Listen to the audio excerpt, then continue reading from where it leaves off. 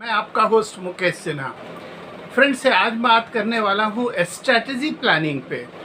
Friends क्या है कि अगर एक पद की वैकेंसी है ना तो 15 से 20 कैंडिडेट्स आते हैं, राइट।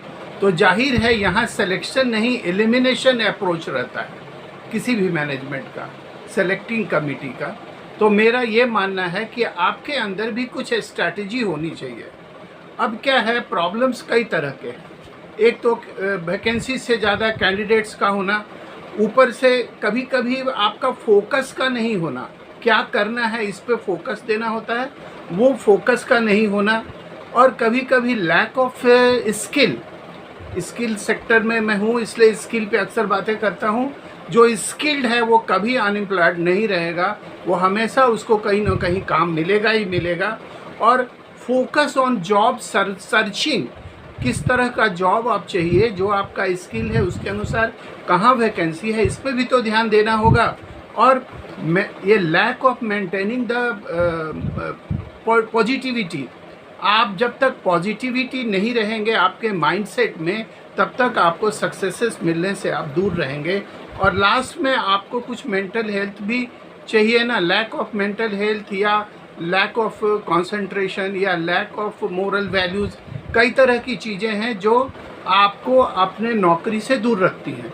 फ्रेंड्स आज मैं बात करता हूँ स्ट्रैटेजी प्लानिंग पे। तो स्ट्रैटेजी प्लानिंग में दो चीज़ें बातें उभर के आई जो हमने रिसर्च किया उसमें। एक तो आपका इंटरपर्सनल रिलेशनशिप, इस रिलेशनशिप से आपको पता चलेगा कि आपकी वैकेंसीज कहाँ पे है आपके स्किल के अनुसार और कहाँ पे आप जॉब कर पाओगे। और दूसरा है आपका मिस्टेक्स और मिसअंडरस्टैंडिंग के कारण कई अपॉर्चुनिटीज़ आपके हाथ से निकल जा रहे हैं। फ्रेंड्स इसीलिए बहुत ज़रूरी है आपकी तैयारियों में स्ट्रैटेजी प्लानिंग।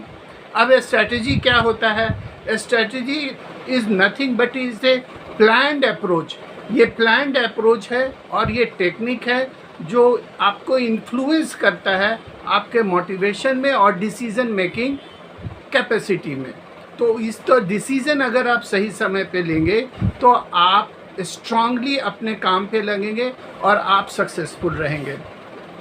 फ्रेंड्स तो मोटिवेशन और डिसीज़न मेकिंग कैपेसिटी ये उभर के आया कि आपको स्ट्रैटेजी कैसे प्लान करना है। तो सबसे पहला है कि आप अपने गोल को सेट करें। देखिए हर तरफ अगर आप ध्यान बटाएंगे तो आप कहीं भी एक तरफ नहीं बढ़ पाएंगे। तो अगर 5 अपॉर्चुनिटीज़ है तो एक पे